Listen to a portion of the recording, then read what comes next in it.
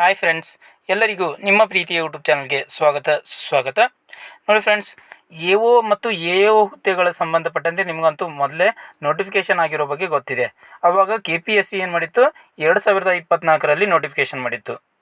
ಈ ನೋಟಿಫಿಕೇಷನನ್ನು ಒಳ ಮೀಸಲಾತಿಯ ಸಲುವಾಗಿ ಏನು ಮಾಡಲಾಗಿತ್ತು, ತಡೆ ಹಿಡಿದು ಇದನ್ನು ಕ್ಯಾನ್ಸಲ್ ಮಾಡಲಾಗಿತ್ತು.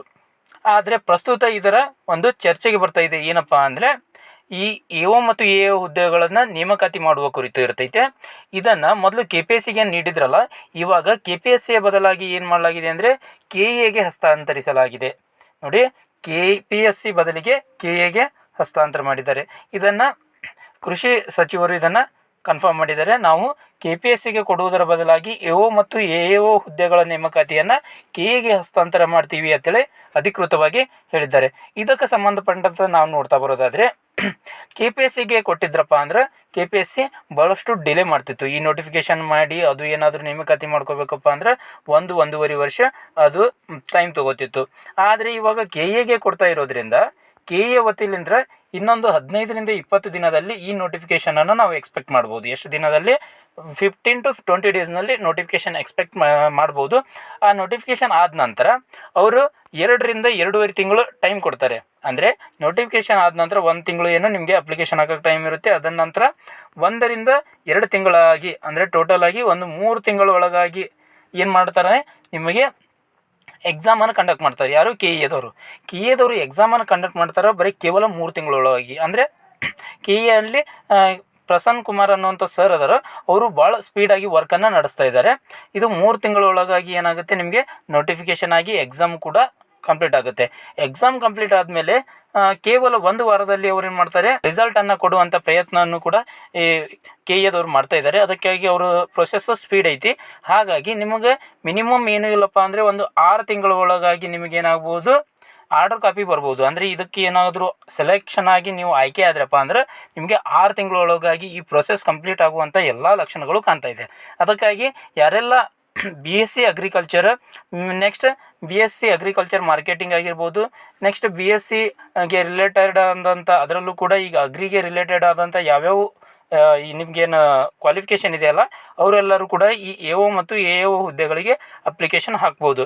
ಇದರಲ್ಲಿ ಏನಿದೆಯಪ್ಪ ಅಂದರೆ 85% ಹುದ್ದೆಗಳನ್ನು BSc ಅಗ್ರಿಕಲ್ಚರ್ ಅಭ್ಯರ್ಥಿಗಳಿಗೆ ಮೀಸಲಿಡಿಸಲಾಗಿದೆ. ಎಷ್ಟು? 85%. ಉಳಿದಂಥ 15% ಇದೆಯಲ್ಲ, ಅದು BSc ಅಗ್ರಿ ಮಾರ್ಕೆಟಿಂಗ್ ಆಗಿರ್ಬೋದು, ಮತ್ತು ಇನ್ನು ಬೇರೆ ಬೇರೆ ಒಂದು ಡಿಪಾರ್ಟ್ಮೆಂಟಲ್ಲಿ ಅದರಲ್ಲೇ ಸ್ವಲ್ಪ ಕ್ವಾಲಿಫಿಕೇಷನ್ ಡಿಫ್ರೆಂಟ್ ಇರುತ್ತಲ್ಲ, ಅವರಿಗೆ ಕೇವಲ 15%ಅನ್ನು ಮೀಸಲಿಡಲಾಗಿದೆ. ಓಕೆನಾ?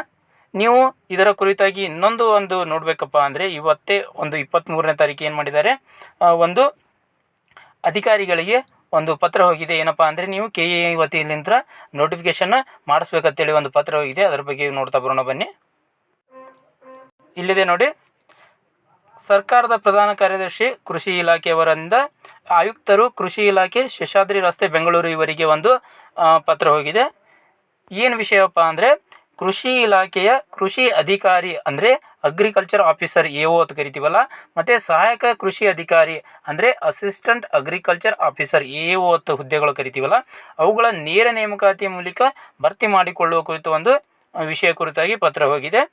ಅದಕ್ಕೆ ಸಂಬಂಧಪಟ್ಟಂತೆ ಮೇಲ್ಕಂಡ ವಿಷಯಕ್ಕೆ ಸಂಬಂಧಪಟ್ಟಂತೆ ಉಲ್ಲೇಖಿತ ಪತ್ರದಲ್ಲಿನ ಪ್ರಸ್ತಾವನೆಯನ್ನು ಪರಿಶೀಲಿಸಲಾಗಿತ್ತು. ನೆಕ್ಸ್ಟ್, ಕೃಷಿ ಇಲಾಖೆಯ ಗ್ರೂಪ್ ಬಿ ಹುದ್ದೆ, ಯಾವ ಹುದ್ದೆಯು ಗ್ರೂಪ್ ಬಿ ಹುದ್ದೆಯ ಕೃಷಿ ಅಧಿಕಾರಿಯ 128 ಹುದ್ದೆಗಳು ಮತ್ತು ಸಹಾಯಕ ಕೃಷಿ ಅಧಿಕಾರಿಯ 817 ಹುದ್ದೆಗಳ ನೇಮಕಾತಿ ಪ್ರಕ್ರಿಯೆಯನ್ನು ಕರ್ನಾಟಕ ಪರೀಕ್ಷಾ ಪ್ರಾಧಿಕಾರ ಅಂದರೆ KEA ಮೂಲಕ ಕೈಗೊಳ್ಳಲು ಅಗತ್ಯ ಕ್ರಮ ವಹಿಸುವಂತೆ ತಮಗೆ ತಿಳಿಸಲು ನಿರ್ದೇಶಿಸಲ್ಪಟ್ಟಿದ್ದೇನೆ ಅಂತೇಳಿ ಒಂದು ಪತ್ರ ಹೋಗಿದೆ. ಅಂದರೆ ಈಗ ಕೃಷಿ ಅಧಿಕಾರಿ ಅಂದರೆ ಎ.ಒ ಹುದ್ದೆಗಳು ಎಷ್ಟದವು? 128 ಅದಾವು. ನೆಕ್ಸ್ಟ್ ಎ.ಒ ಹುದ್ದೆಗಳು ಎಷ್ಟದವು? 817 ಹುದ್ದೆಗಳದವು. ಹೌದಾ? ಇಷ್ಟು ಹುದ್ದೆಗಳಿಗೆ ಏನಾಗುತ್ತೆ, ಇನ್ನು 15ರಿಂದ 20 ದಿನಗಳೊಳಗಾಗಿ ನೋಟಿಫಿಕೇಷನ್ ಆಗುತ್ತೆ. ಮತ್ತು ಇದಕ್ಕೆ ಸಿಲೆಬಸ್ ಏನಿರುತ್ತಪ್ಪ ಅಂದರೆ, ನಿಮ್ಮದು ಸ್ಪೆಸಿಫಿಕ್ ಪೇಪರ್ ಅಂದರೆ ನಿಮ್ಗೆ ಅಗ್ರಿಕಲ್ಚರ್ ರಿಲೇಟೆಡೇ ಒಂದು ಪೇಪರ್ ಇರುತ್ತೆ. ನೆಕ್ಸ್ಟ್ ಒಂದು GK ಪೇಪರ್ ಇರುತ್ತೆ. ಟೋಟಲ್ ಆಗಿ 600 ಅಂಕಗಳಿಗೆ ಈ ಪ್ರಶ್ನೆ ಪತ್ರಿಕೆ ಇರುತ್ತೆ. ಎಷ್ಟು ಅಂಕಗಳಿಗೆ? 600 ಅಂಕಗಳಿಗೆ. ಅಂದರೆ ಇದು KPSC ಹೊರಡಿಸಿದಂಥ ನೋಟಿಫಿಕೇಷನ್ ಪ್ರಕಾರ ಹೇಳ್ತಾ ಇದ್ದೀನಿ ನಾನು. 600 ಅಂಕಗಳಿಗೆ ಅಂದರೆ 100 ಪ್ರಶ್ನೆನೇ ಇರುತ್ತೆ. ಸ್ಪೆಸಿಫಿಕ್ ಪೇಪರಲ್ಲಿ 100 ಪ್ರಶ್ನೆ ಇರುತ್ತೆ, ಒಂದು ಕ್ವಶನಿಗೆ 3 ಅಂಕ ಇರುತ್ತೆ. ಇಲ್ಲೂ ಕೂಡ 100 ಪ್ರಶ್ನೆಗಳು ಇರುತ್ತೆ, ಒಂದು ಕ್ವಶನಿಗೆ 3 ಅಂಕಗಳು ಇರ್ತಿತ್ತು. ಇದು ಯಾವುದರ ಪ್ರಕಾರಪ್ಪ ಅಂದರೆ ನಾನು KPSC ಹೊರಡಿಸಿರುವಂಥ ನೋಟಿಫಿಕೇಷನಲ್ಲಿರುವಂಥ ಒಂದು ಸಿಲೆಬಸ್ ಮತ್ತು ಅದರ ಎಕ್ಸಾಮ್ ಪ್ಯಾಟರ್ನ್ ಪ್ರಕಾರ ನಾನು ಹೇಳ್ತಾ ಇದ್ದೀನಿ ಇಲ್ಲಿ. ಓಕೆನಾ. ನೆಕ್ಸ್ಟ್ ಇಲ್ಲಿ 1:4 ಏನಿರುತ್ತೆ ನೆಗೆಟಿವ್ ಇರುತ್ತೆ, 1:4 ನೆಗೆಟಿವ್ ಇರುತ್ತೆ. ಇದಿಷ್ಟು ಇದರ ಬಗ್ಗೆ ಮಾಹಿತಿ ಆಗಿತ್ತು. ಮತ್ತು ಇದರ ಬಗ್ಗೆ ಏನಾದರೂ ಅಪ್ಡೇಟ್ ಬತ್ತಪ್ಪ ಅಂದರೆ ನಾನು ನಮ್ಮ ಚಾನಲ್ನಲ್ಲಿ ತಿಳಿಸ್ಕೊಡ್ತಾ ಇರ್ತೀನಿ. ಇದೇ ರೀತಿಯ ಇನ್ನಿತರ ಮಾಹಿತಿಗಾಗಿ ನಮ್ಮ ಚಾನಲನ್ನು ಸಬ್ಸ್ಕ್ರೈಬ್ ಮಾಡ್ಕೊಳ್ಳಿ. ಧನ್ಯವಾದಗಳು.